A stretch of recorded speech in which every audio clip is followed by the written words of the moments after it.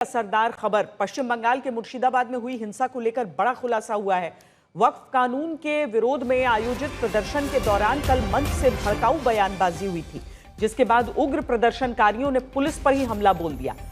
बड़ा खुलासा हुआ है कि जंगीपुर के पीडब्ल्यूडी ग्राउंड में जो सभा हो रही थी, उसमें एक के बाद एक कई लोगों ने भड़काऊ बयान दिए थे, जिससे वहां मौजूद भीड़ आक्रोशित हुई और पुलिस पर हमला कर दिया। साथ ही एक युवक की मौत को लेकर भी झूठी अफवाह फैलाई गई, जिसके बाद पहले भड़काऊ बयानों से उग्र हुए लोग बाद में झूठी अफवाह सुनकर पुलिस पर हमला कर देते हैं। मुर्शिदाबाद पुलिस अब इन भड़काऊ बयान देने वालों के खिलाफ जांच शुरू करने वाली है, क्योंकि वैसे तो यह सभा वक्फ कानून का विरोध करने के लिए आयोजित की गई थी, लेकिन मुअज्जिन एसोसिएशन की ओर से आयोजित इस सभा में एपीडीआर और एसडीपीआई जैसे संगठनों के लोग शामिल थे। यहां बांग्लादेश की सरकार को उखाड़ फेंकने की मिसालें दी गई, तो बीजेपी, आरएसएस और प्रधानमंत्री, गृह मंत्री के खिलाफ भड़काऊ बातें कही गई। इसी का नतीजा हुआ कि उग्र हुई भीड़ ने हाईवे जाम कर दिया, रोके जाने पर पुलिस पर हमला किया, आगजनी की, पथराव किया और देखते ही देखते हालात गंभीर हो गए।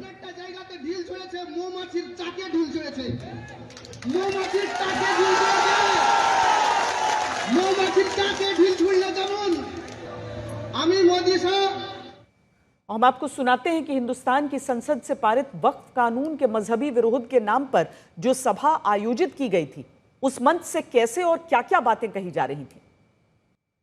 मुर्शिदाबाद हिंसा मामले में 19 लोग गिरफ्तार किए गए हैं। गवर्नर ने भी हिंसा को लेकर रिपोर्ट तलब की है। इस बीच मुर्शिदाबाद में इंटरनेट पर आज पाबंदी है। कुछ इलाकों में भीड़ के जमा होने पर भी रोक है। मुर्शिदाबाद हिंसा को लेकर बीजेपी हमलावर है और कह रही है कि हिंदुओं को डराया। इस बीच ममता ने वक्फ और मुर्शिदाबाद हिंसा का नाम लिए बिना अल्पसंख्यकों की हिमायत की और कहा कि जियो और जीने दो। ममता बनर्जी ने कहा कि बंगाल में 33% अल्पसंख्यक हैं, क्या उनको बाहर फेंक दें।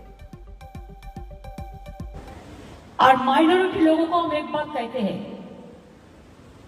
देखिए आप लोगों को दिल में दुख हुआ है वहां का प्रॉपर्टी के लेके, आप भरोसा रखिए बंगाल में ऐसा कुछ नहीं होगा जिसमें कोई डिवाइड एंड रूल होगा। आप लोगों ने ये मैसेज दीजिए कि सबको एक साथ में रह के बचना है, जियो और जीने दो।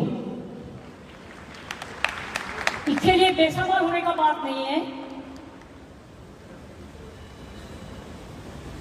बांग्लादेश का बॉर्डर का सिचुएशन आप देखो, अभी नहीं करना चाहिए था, लेकिन हरीडली कुछ करने से कभी कभी दिक्कत भी हो जाता है। हमारा लिए दिक्कत है कि हमारा इधर में 33% माइनॉरिटीज है, तो हम क्या करेगा, उसको निकाल देगा? कैसे निकाल सकते हैं? ये तो आज नहीं, आजादी का टाइम से है। নিজের ভাষা, আচার আচরণ, কার্যপদ্ধতির মধ্য দিয়ে আপনি নিজেকে প্রমাণ করেছেন আপনি একজন জালি হিন্দু। আমি দুর্গাপূজা কেন? আপনি পিতৃপক্ষে যান কেন? পিতৃপক্ষ হিন্দুরা মানে না, অশুভ ওটা। পিতৃপক্ষে গয়াতে যায় সবাই, গিয়ে তাদের যারা পিতামাতা গত হয় পিণ্ডদান করে। পিতৃপক্ষে শুভ কাজ কেউ করে না। আপনি কেন পিতৃপক্ষে কাঁচি নিয়ে ঘুরে বেড়ান? কালকে জঙ্গিপুরে কি হলো? জঙ্গিপুরের পুরসভা আপনার, এমএলএ আপনার, এমপি আপনার, জেলা পরিষদ আপনার। সেখানে কালকে বেচারা পুলিশদেরকে গাড়িগুলো পুড়ালো হলো, আপনার মুখে মুথাবাড়ি নিয়ে কেন নেই? 74টা হিন্দু দোকান ভাঙলো, লুট করলো, আপনার মুখে একটা শব্দ নেই কেন?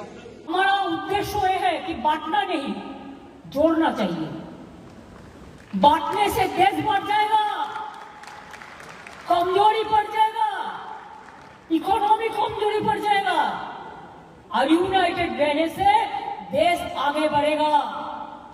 हम नहीं कह सकते हैं कि हमारा प्रॉपर्टी लेने का हक किसी का नहीं है, वैसे और किसी का प्रॉपर्टी लेने का हक हमारा भी नहीं है। सबको जीने दो, सब जियो शांति का साथ, और सबको जीने दो। ये हमारा पॉलिसी है। जो माने माने, जो नहीं माने नहीं माने। वक्फ संशोधन बिल जो देश के 90% से अधिक मुसलमानों की भलाई के लिए है, जो मुस्लिमों में गरीब है उनके उत्थान के लिए है। वक्फ इसीलिए लोग करते भी है कि जो गरीब है उसके जीवन की जो समस्या है उसको दूर किया जाए।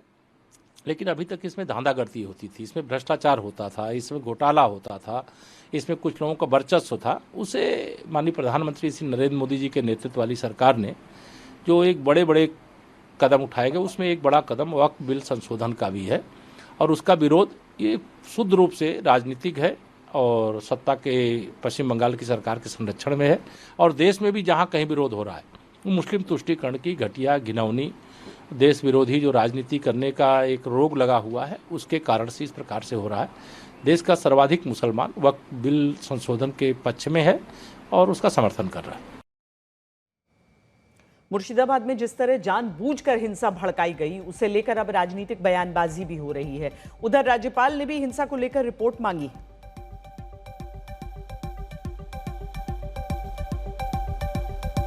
जो बंगाल में जंगीपुर जो पार्लियामेंट्री कॉन्स्टिट्यूएंसी है, वहां पे जिस तरीके की घटनाएं घट रही है, बहुत भयंकर परिस्थिति है। और आप जानते हैं हिंदू उस जिले में माइनॉरिटीज है, उस कॉन्स्टिट्यूएंसी में माइनॉरिटी है। तो हिंदुओं के ऊपर आगे आने वाले समय में अटैक भी हो सकते हैं। इसलिए पश्चिम बंगाल सरकार पूरी तरीके से नाकामयाब हो चुकी है। और ममता बनर्जी की इंस्पिरेशन से, ममता बनर्जी और उनकी सरकार की इनडायरेक्ट हेल्प से ये सारी चीजें हो रही है। और ये किया जा रहा है कि जो 26,000 नौकरी का जो करप्शन के जो केसेस है, इससे दृष्टि घुमाने के लिए यहां से लोगों की कंसंट्रेशन चली जाए और दूसरी इशू सामने आ जाए, इसलिए ममता बनर्जी की तरफ से ये कोशिश की जा रही है। ট্রেন বাস স্টেশন গাড়ি বিজেপি অফিস মন্দির জ্বালিয়ে দেওয়া হয়েছিল, ভেঙে দেওয়া হয়েছিল। তারপরে দিল্লির একজন বিজেপির নেত্রী কিছু বলেছিলেন, তার জন্য 3 দিন আগুন জ্বালানো হয়েছিল। একটা লাঠি পড়েন, একটা কেস হয়নি, কেউ অ্যারেস্ট হয়নি। টিএমসি চাইছে এখানে উৎপাত হোক, ভয়ের পরিবেশ তৈরি হোক ইলেকশনের জন্য, নাহলে কেন ব্যবস্থা নেওয়া হচ্ছে না?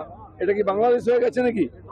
गर्मियों की छुट्टी होने वाली थी, मेरे पापा आने वाले थे, तो हम लोग सभी खुश थे। तो मैं एक बेड पे चढ़ के डांस कर रहा था, लेकिन वो पहले ही आ गए। फ्रीज